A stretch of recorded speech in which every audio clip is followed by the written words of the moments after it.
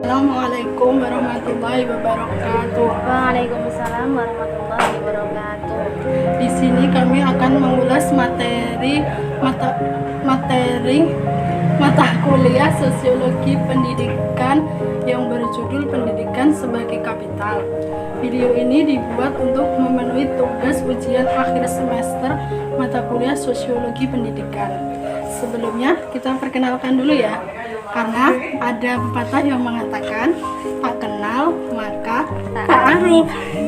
Oke, perkenalan mulai dari saya ya. Perkenalkan, saya Siti Nur Usmatul Hasanah dari Prodi PGMI semester 3 IIK Anur Yogyakarta.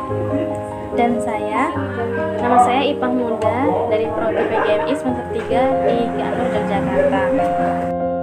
Selamat datang di video kita. Karena tadi udah judulnya udah dikasih tahu, kita akan bahas tentang pendidikan sebagai kapital. Sekarang saya akan bertanya kepada Mbak Uswah, pendidikan itu apa sih? Sama kapital itu apa sih? Menurut berdasarkan sumber yang saya dapat, pendidikan adalah pembelajaran, pengetahuan, keterampilan, dan kebiasaan sekelompok orang yang diturunkan satu generasi ke generasi berikutnya melalui pengajaran, pelatihan, atau penelitian. Sedangkan kapital dalam sosiologi pendidikan dipahami sebagai proses perolehan pengetahuan dan keterampilan melalui pendidikan, bukan sekedar suatu kegiatan konsumtif, melainkan suatu bentuk investasi sumber daya manusia. Nah, dari pengertian pendidikan dan kapital yang saya jelaskan tadi, menurut Mbak Iip, mengapa bisa disebut pendidikan sebagai kapital?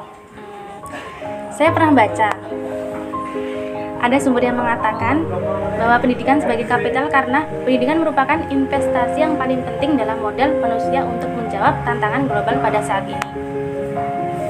Dari bukti yang ada selama bertahun-tahun ini, sekarang tersedia bahwa lebih dari 100 negara dari budaya yang berbeda-beda dan sistem ekonomi, pendapatan orang berpendidikan hampir selalu jauh di atas rata-rata.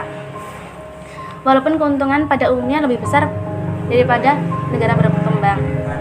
Jadi dalam hal ini tentu pendidikan formal bukan satu-satunya cara untuk berinvestasi dalam human kapital. Oke, terima kasih ya Mbak jawabannya. Ya, sama-sama. Apakah saya boleh menambahkan sedikit tentang bentuk-bentuk pendidikan sebagai kapital? Boleh, monggo. Kapital yang dilahirkan oleh pendidikan tersebut berkembang dalam berbagai bentuk dan dimensi, seperti yang pertama, pendidikan sebagai kapital manusia, atau yaitu proses perolehan pengetahuan dan keterampilan melalui pendidikan, bukan sekedar sebagai suatu kegiatan konsumtif, melainkan suatu bentuk investasi sumber daya manusia. Pendidikan sebagai sarana suatu pengembangan kualitas manusia. Yang kedua, pendidikan sebagai kapital sosial. Artinya, adanya sebagai bentuk timbal balik dalam kelompok sosial yang memberikan kepada anggotanya berbagai bentuk dukungan kolektif. Misalnya, lulus dalam sebuah lembaga pendidikan formal dibuat menjadi suatu jaringan sosial sesama alumni, maka akan menjadi kapital sosial. Yang ketiga, pendidikan sebagai kapital budaya. Kapital budaya yang didapatkan dari pendidikan yaitu pemeliharaan pengetahuan dan pengalaman dari satu generasi ke generasi berikutnya yang dipertahankan dari sistem pendidikan.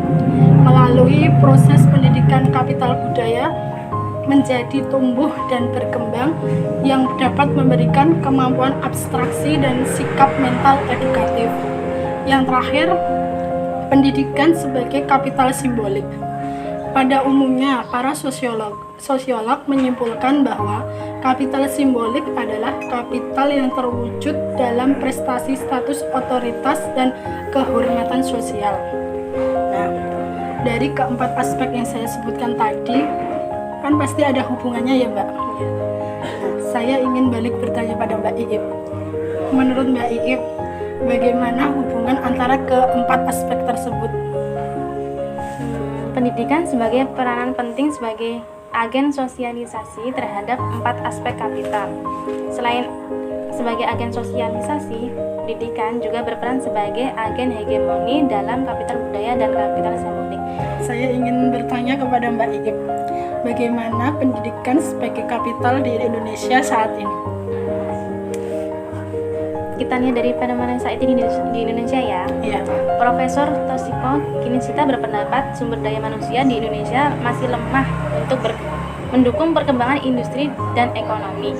Jadi, pemerintah tidak menempatkan pendidikan sebagai prioritas terpenting saat ini. Yang awalnya pendidikan sebagai kapital, tapi malah sebaliknya. Indonesia saat ini menjadi kapitalisme sebagai pendidikan. Misalnya, yang pertama, rintisan sekolah bertaraf internasional. Terus yang kedua, privatisasi lembaga pendidikan.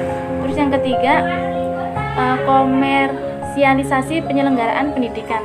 Terus yang terakhir tentang bimbingan belajar. Demikian video dari kami. Mohon maaf jika banyak salah dan kurangnya. Terima kasih sudah menyaksikan video kami. Kami Kami akhiri. akhiri. Wassalamualaikum warahmatullahi wabarakatuh. Thank you for watching.